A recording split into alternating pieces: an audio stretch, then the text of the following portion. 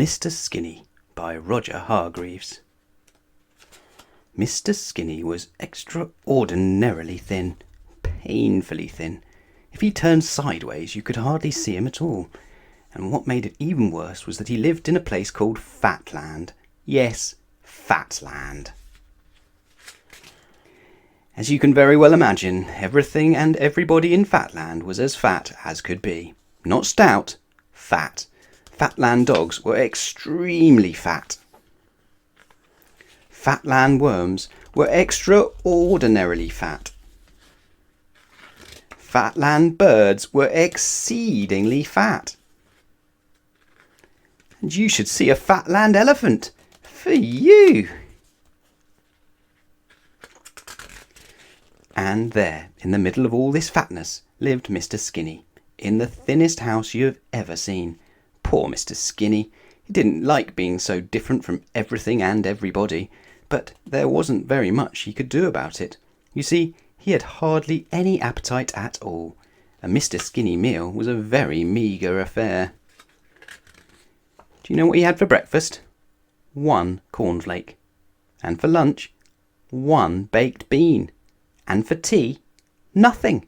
And for supper, the world's smallest sausage. And after that, he felt so full he went straight to bed.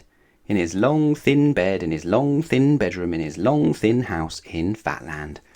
Oh, I do so wish I could do something about my appetite, he sighed to himself just before he went to sleep.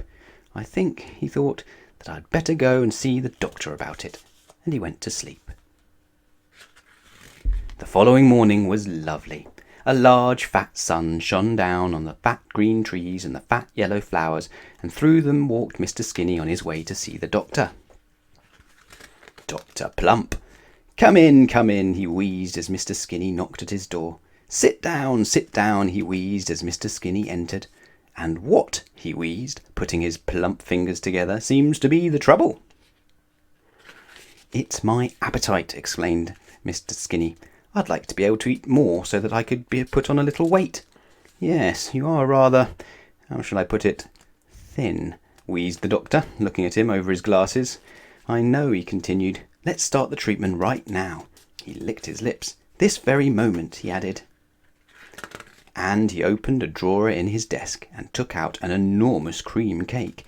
He put it on the desk in front of him, and opened another drawer and took out 6 doughnuts and put them on the desk in front of him, and opened another drawer and took out 12 currant buns and put them on the desk in front of him. 11sies, he explained. But it's only 10 o'clock, said Mr. Skinny. Who's counting? Wheezed Dr. Plump.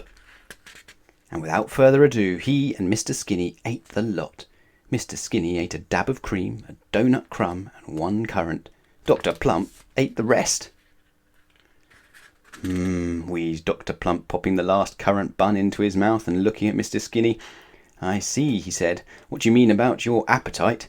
He thought for a moment. Only one thing for it, he wheezed. This calls for drastic measures, and he picked up his telephone in his podgy fingers and dialed a number. 100 miles away, the telephone rang. Purr, purr, purr, purr. Hello, said a voice. Do you know whose voice it was? Mr. Greedy speaking, said the voice. Mr. Greedy listened to what Dr. Plump had to say. You'd like a Mr. Skinny to come to stay, he said. To build up his appetite, he added. Delighted, he agreed. And so Mr. Skinny went to stay with Mr. Greedy. He stayed for a month. And during that time, Mr. Greedy did manage to increase Mr. Skinny's appetite. And so, at the end of the month, Mr. Skinny returned home, happy. With a tummy. A tummy was something Mr. Skinny had always wanted. I never knew I had it in me, he chuckled to himself. He was feeling so proud of his tummy, he decided to call in and see Dr. Plump on his way home. I say, wheezed Dr. Plump, looking him up and down. Congratulations. Tell you what, he went on, this calls for a celebration. And he opened his desk drawer.